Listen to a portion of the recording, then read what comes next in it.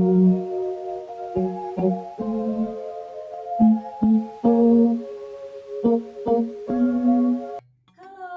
selamat pagi 3B. Semangat pagi. Apa kabarnya hari ini? Apakah sudah sarapan? Kalau Miss Nanda pagi ini sudah sarapan roti isi meses plus susu.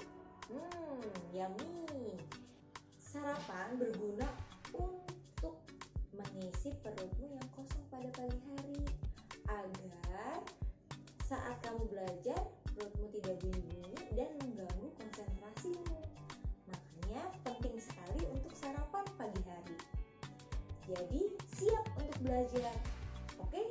Jadi sebelum kamu belajar, kamu sudah harus mandi dan harus sarapan terlebih dahulu. Dan jangan lupa diawali dengan doa. Sip? Kita salam Don Bosco dulu ya. Siap? Salam Don Bosco. Saya Boskonian. Boskonian, mata terbuka, tangan siap sedia, hati setia. Sip, semangat, mantap jiwa. Ya. Oke, 3B, hari ini kita akan belajar materi baru lagi, mata pelajaran IPA mengenai makanan sehat dan bergizi. Apa sih makanan sehat dan bergizi itu? Apakah makanan bergizi itu makanan yang mahal, makanan yang enak, dan mengenyangkan saja? Oh, ternyata bukan.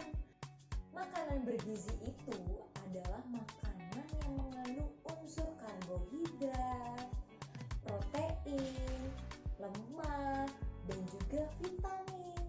Kalau sudah mengandung 4 unsur itu, berarti makanan tersebut bisa dibilang makanan sehat dan bergizi.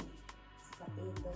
Kita lanjut. Mungkin anak-anak kelas 3B di rumah bertanya-tanya, makanan apa aja Miss yang mengandung karbohidrat, protein, lemak, dan juga vitamin?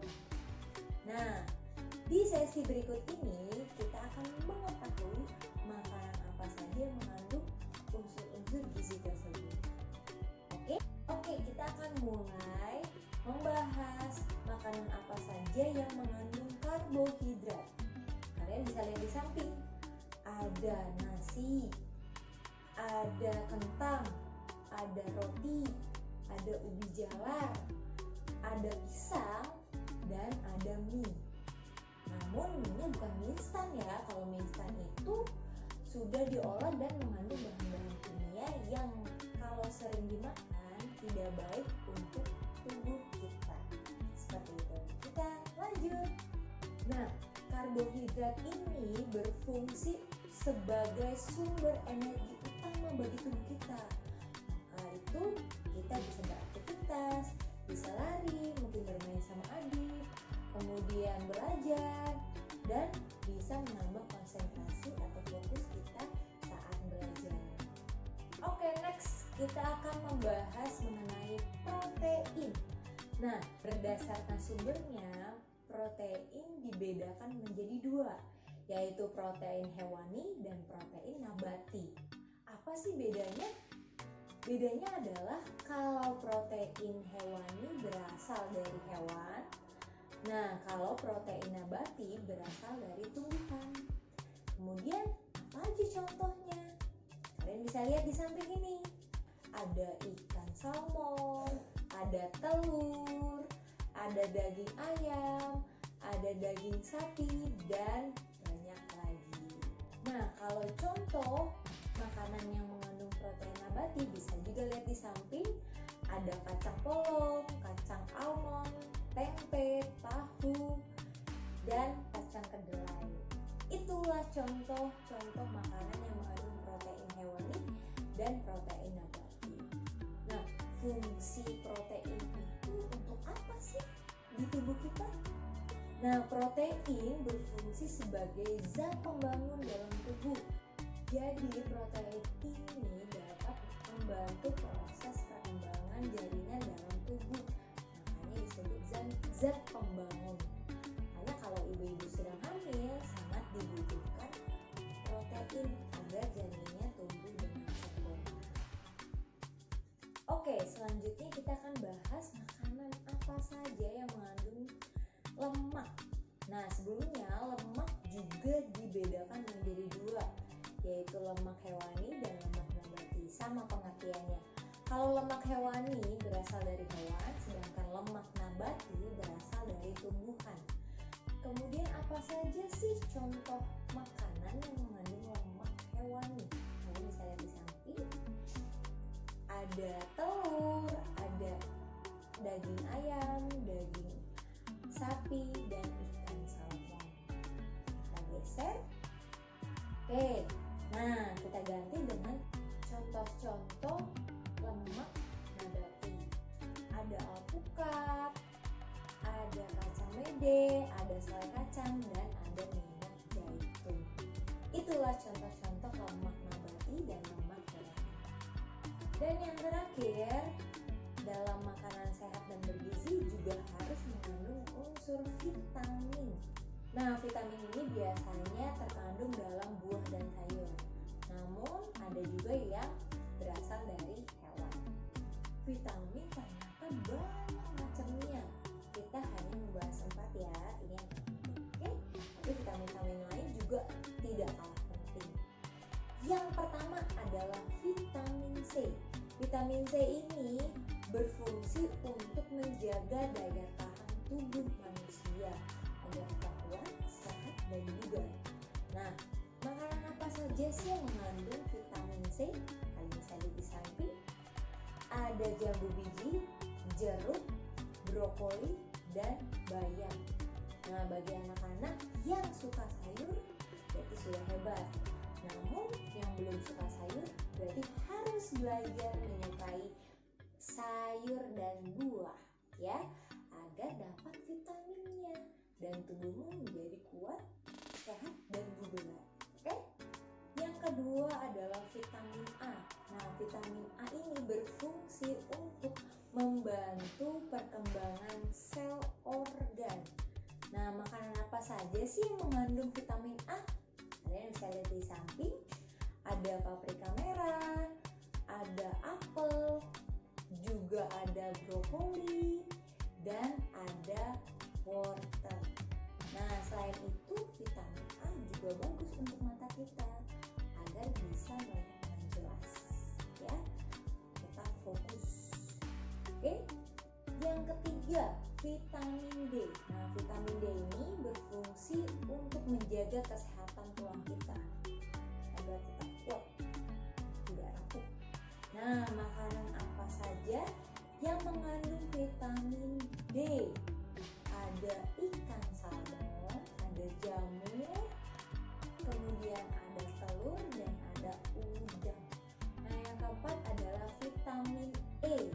Nah, vitamin E ini berfungsi untuk membantu memperbaiki sel dalam tubuh yang rusak. Nah, makanan apa saja yang mengandung vitamin E? Kalian juga bisa lihat di samping nih.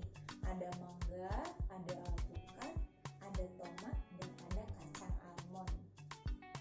Itulah berbagai jenis vitamin beserta fungsinya dan contoh-contoh makanan yang mengandung vitamin tersebut. Kita lanjut ya, tetap fokus. Selain mengandung karbohidrat, kemudian protein, lemak, dan vitamin, ternyata makanan juga mengandung bahan-bahan tambahan makanan. Nah, bahan-bahan tambahan makanan ini dibagi menjadi 3, yaitu bahan pengawet makanan, bahan pewarna makanan, dan bahan penyedap makanan. Apa itu? Tetap stay focus. Yang pertama, bahan pengawet makanan. Bahan pengawet makanan ini berfungsi untuk membuat makanan menjadi lebih tahan lama dan tidak mudah membusuk. Nah, ternyata bahan pengawet makanan ini dibagi menjadi 2, bahan pengawet makanan alami dan bahan pengawet makanan buatan. Nah, kalau yang alami ini berasal dari alam. Kalau yang buatan pastinya buatan manusia dan mengandung bahan-bahan kimia. Apa saja sih contoh-contoh bahan pengawet alami dan buatan? samping kalian sudah bisa melihat contoh-contoh bahan pengawet makanan yang alami. Ada garam, ada gula, ada cuka apel, dan ada es. Geser, kita ganti dengan contoh-contoh bahan pengawet makanan yang buatan. Nah, bahan-bahan pengawet makanan buatan ada asam benzoat, asam sitrat, dan ada boraks. Nah, bahan-bahan pengawet ini mengandung bahan kimia yang kalau terlalu sering kita konsumsi tidak baik bagi tubuh. Yang kedua, ada bahan pewarna makanan. Nah, fungsi bahan pewarna makanan ini adalah untuk memberi warna pada makanan agar lebih menarik. Nah, sama bahan pewarna makanan juga ada dua jenis, yaitu bahan pewarna makanan alami dan bahan pewarna makanan buatan. Berikut ini ada contoh-contoh bahan pewarna makanan alami. Yang pertama ada daun suji. Daun suji ini berfungsi untuk memberi warna hijau pada makanan. Yang kedua ada kunyit. Kunyit ini berfungsi untuk memberi warna kuning pada makanan. Dan yang ketiga ada gula merah. Gula merah berfungsi untuk memberi warna coklat pada makanan. Selanjutnya ada contoh-contoh bahan pewarna makanan buatan. Yang pertama tartrazin. Bahan pewarna ini memberi warna kuning pada makanan. Yang kedua ada eritrosin, memberi warna merah pada makanan. Dan yang ketiga ada indigotin, memberi warna coklat pada makanan. Bahan tambahan makanan yang terakhir ada bahan penyedap makanan. Nah, bahan penyedap makanan berfungsi untuk memberi rasa nikmat pada makanan. Bahan penyedap makanan ini juga dibedakan menjadi dua, yaitu bahan penyedap makanan alami dan bahan penyedap makanan buatan. Apa saja contohnya? Di samping sudah ada contoh bahan penyedap alami makanan. Yang pertama ada ebi udang, kemudian ada kaldu ayam, bisa juga kaldu sapi. Yang ketiga ada gula, dan yang terakhir ada bawang putih. Nah, di samping juga udah ada contoh bahan penyedap makanan buatan. Nah, biasanya bahan penyedap makanan buatan mengandung MSG, yaitu monosodium glutamate. Oke 3B, itulah materi baru IPA pada hari ini tentang makanan sehat dan bergizi. Sudah tahu makanan sehat dan bergizi itu seperti apa? Nah, bagi kalian yang belum suka sayur, cobalah belajar untuk makan sayur di rumah. Mumpung kita lagi belajar di rumah nih, stay at home. Nah, coba minta mama dan papa untuk masak sayur di rumah. Boleh mulai dari masakan atau sayur kesukaan kamu atau buah kesukaan kamu. Kemudian nanti boleh mencoba menu yang baru lagi. Betul. Nah, kamu juga jangan lupa untuk tetap membantu papimu saat masak. Oke? Tetap semangat belajar di rumah. Stay at home with your family and stay safe for me. Dah.